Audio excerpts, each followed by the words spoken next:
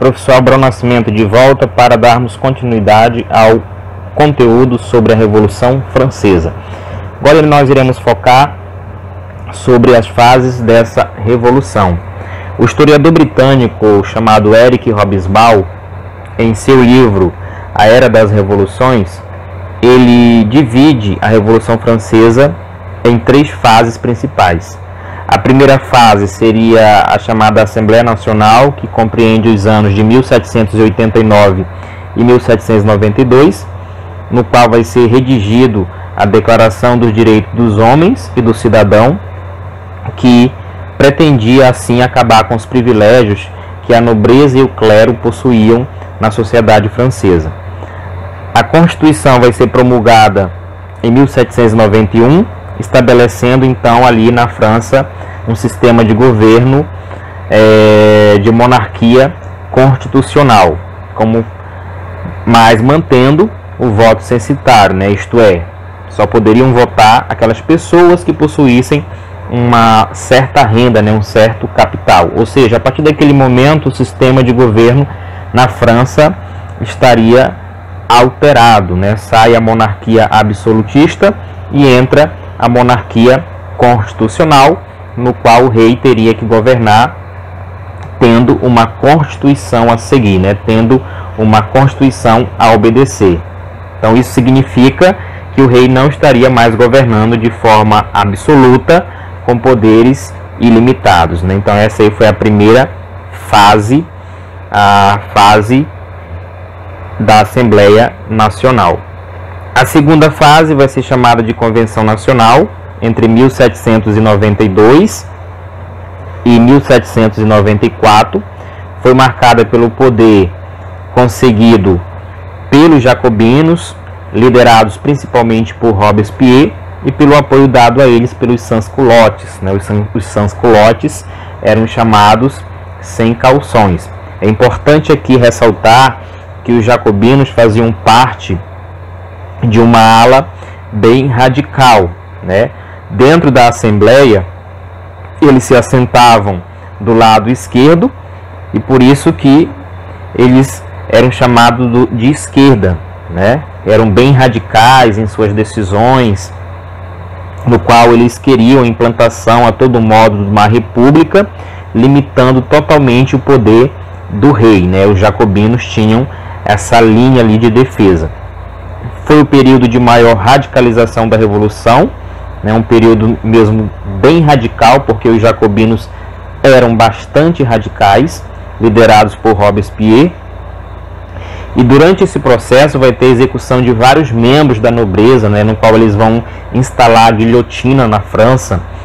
Inclusive o rei Luís XVI, ele vai ser guilhotinado, né, na França, e posteriormente a sua esposa, a Maria Antonieta, também vai passar pela guilhotina durante o período aí da Convenção Nacional de 1792 a 1794, período em que os jacobinos estavam no poder.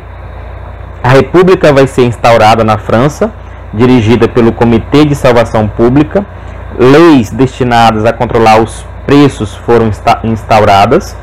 A nobreza e o clero foram expropriados, né? Vão acabar com aqueles privilégios que existiam para o clero e para a nobreza. O ensino público gratuito foi instituído, um novo calendário foi criado e a escravidão foi abolida nas colônias, né? Uma vez que o lema da Revolução Francesa era liberdade, igualdade e fraternidade, né? Então não tinha como manter ali a continuidade da escravização se o lema da Revolução tinha liberdade, igualdade e fraternidade, né? Então vai ser abolido ali a escravidão nas colônias. Durante a Convenção Nacional, o papel desempenhado pelo Tribunal Revolucionário levou à perseguição de várias pessoas consideradas traidoras da Revolução, né? Levando o período a ser denominado como o do terror. Então esse período do terror na França vai ser o período em qual muitas pessoas vão serem perseguidas, vão serem guilhotinadas, justamente por serem consideradas traidoras, né, que estavam contra o processo revolucionário na França. As pessoas que iam contra a Revolução seriam perseguidas e seriam mortas, né? Então foi o período de terror na França. A terceira fase e última fase, né, da Revolução vai se chamar Diretório, que vai compreender entre os anos de 1794 e 1799. Então, nesta fase, a repressão aos jacobinos se intensificou, chamada de Terror Branco, ou seja, querendo tirar do poder os jacobinos, e uma nova constituição foi instaurada para consolidar os direitos da burguesia, né, da classe burguesa. As conquistas externas do exército francês se tornaram maiores, fortalecendo o jovem general Napoleão Bonaparte. Temendo por uma nova radicalização da situação interna, principalmente depois da prisão de Grago Babeuf e os membros da conspiração dos iguais, os girondinos, né, que estavam ali assentados na Assembleia do lado direito e eram a classe mais moderada e que queriam respeito à Constituição, né, diferentemente dos jacobinos, que eram mais radicais, os girondinos eram mais moderados e queriam respeito à Constituição.